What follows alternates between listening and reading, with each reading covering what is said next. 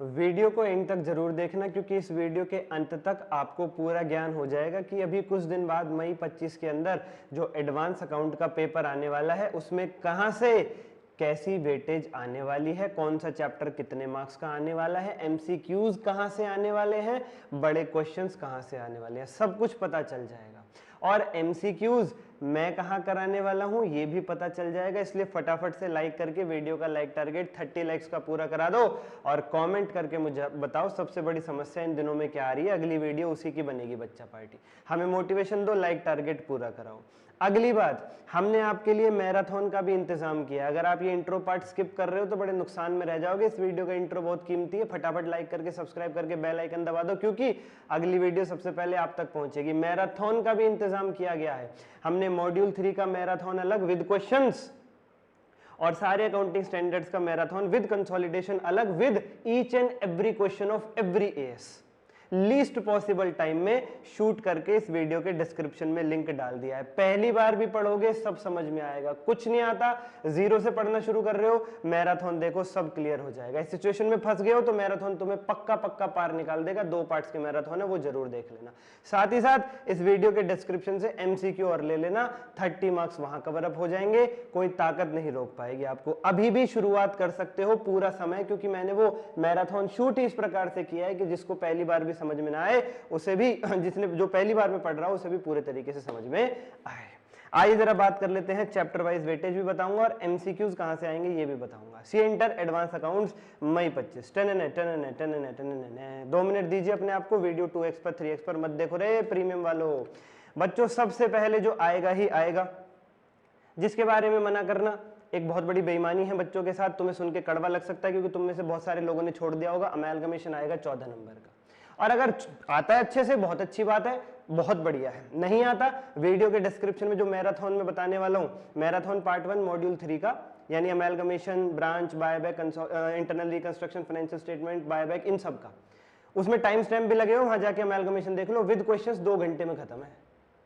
जिसने पहली बार ना पढ़ा उसे भी समझ में आएगा, ठीक है। और फाइनेंशियल स्टेटमेंट से आएगा जी 14 नंबर का क्वेश्चन।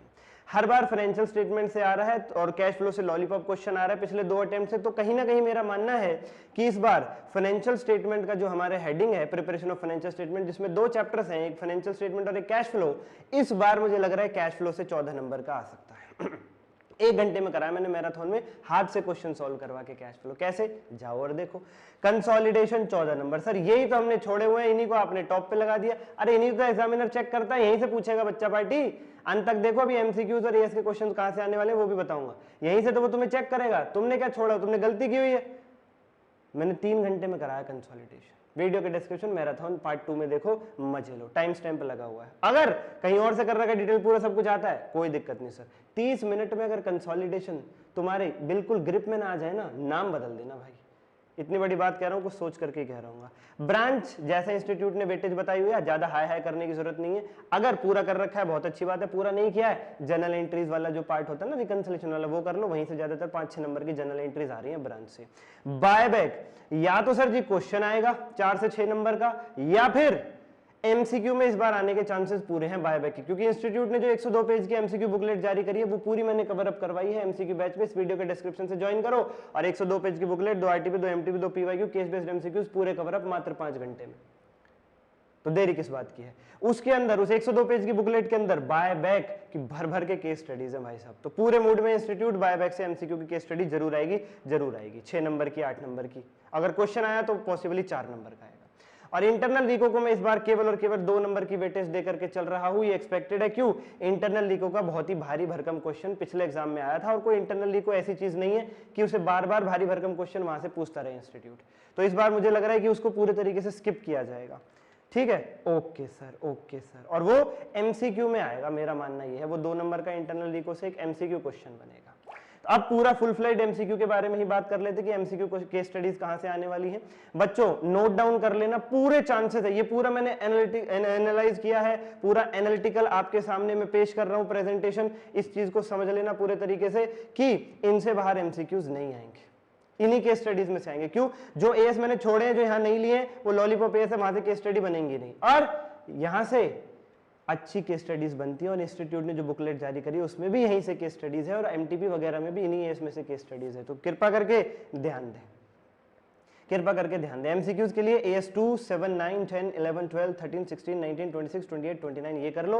और कैश फ्लो अगर पीछे 14 मार्क्स का नहीं आया वहां पे बड़ा क्वेश्चन, तो भैया एमसीक्यू में 101% आएगा, 101% आएगा। और जैसा मैंने कहा बायबैक का क्वेश्चन नहीं आया तो पक्का पक्का एमसीक्यू में आएगा ही आएगा, आएगा ही आएगा। और फाइनेंशियल स्टेटमेंट से एक एमसीक्यू एक्सपेक्टेड है, कोई शेड्यूल 3 से रिलेटेड पॉइंट पूछ लिया इस प्रकार से। ऐसे इंटरनल रिको से भी एक एमसीक्यू एक्सपेक्टेड है। और जहां तक है AS 13 से भी एक एमसीक्यू एक्सपेक्टेड है, कहीं ना कहीं किसी दूसरे AS के साथ मिक्सअप करके डाल देंगे, ठीक है सर। और बाकियों से थोड़े 1 या 2 एमसीक्यूज एक्सपेक्टेड हो सकते हैं। 2 एमसीक्यू किसी पर्टिकुलर AS से इंस्टीट्यूट पूछेगा नहीं, वैसे मान करके चलो एक AS ही आएगा। और जो पूरी केस स्टडीज आएंगी वो कैश फ्लो, बायबैक, इनके बेसिस पे आ सकती है। या एक बात और बता दूं आज मैं आपको, एक चीज और नोट डाउन कर लेना, इस बार मुझे लग रहा है ब्रांच भी आ सकता है एमसीक्यू में 6 नंबर, क्योंकि ब्रांच की वेटेज बढ़ा नहीं रहा इंस्टीट्यूट, उतनी रख रहा है। और 2 बार वो क्वेश्चन पूछ चुका है और वो क्वेश्चन ऐसा बनता है जनरल एंट्री बेस्ड ही पूछना पड़ता है। तो इंस्टीट्यूट का मूड बदला तो इस बार आपको ब्रांच देखने को मिल सकता है सर जी एमसीक्यूज में। और जिन AS से क्वेश्चन आएंगे वो ये हैं 1 4 5 17 18 20 22 24 25 27। 22 इसलिए क्योंकि पिछली बार वहां से एमसीक्यू पूछा था, इस बार क्वेश्चन के चांसेस हैं। और 20 इसलिए बहुत इंपॉर्टेंट है, 18 20 17 भी। और 4 और 5 से अच्छी अच्छी केस स्टडीज बनती है जहां से बच्चे का थ्योरी पार्ट चेक किया जाता है कि वो लिखने में कैसा है।